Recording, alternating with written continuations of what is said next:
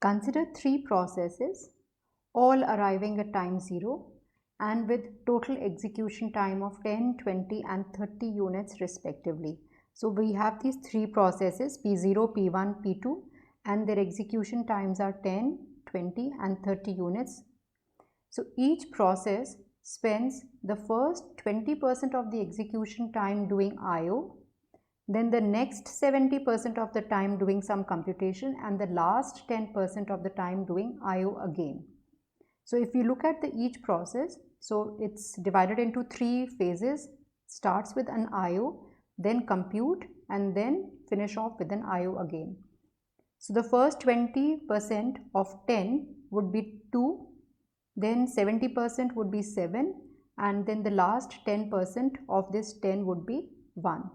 Similarly for process P1, since the total execution time is 20, the first 20% of the execution time doing IO, 70% doing computation and last 10% doing IO again. So we get these values.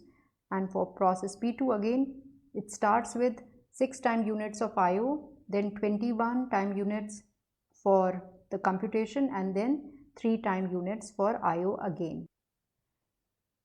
Now we also see that the OS, it uses a shortest remaining time, compute time first, and it schedules a new process either when the running process gets blocked on the IO or when the running process finishes its compute burst. So if there is any process which has gone for IO, then the OS will give the CPU to another process, or when the running process gets blocked or it finishes its compute burst, then again the CPU will do the OS will do a process scheduling. And it is also assumed that all IO operations can be overlapped as much as possible. That means multiple processes can go for IO and they can overlap their IO operations. So for what percentage of the time does the CPU remain idle? So let's start by creating this Gantt chart. At time 0, we have all these three processes. So let's say that if we are following the shortest remaining time first, so it can be possibly given to P0, but P0 has to go for IO because the first 20% of the execution time it has to spend for IO. So PO is not given the CPU, it has gone for IO. P1 has also gone for IO and P2 has also gone for IO. So the first process to return from IO will be process P0. So at 2, P0 has returned from IO and now it wants to do computation for 7 time units. So it will run till 2 time units. At that time, now process P1 has returned from IO. Now the scheduling algorithm that is being followed is shortest remaining compute time first. So if you compare the compute times, then this is 7 and this is 14. So P0 will keep on running. So P0 will run again, and now let's check at time 6 when P2 has also arrived from its IO.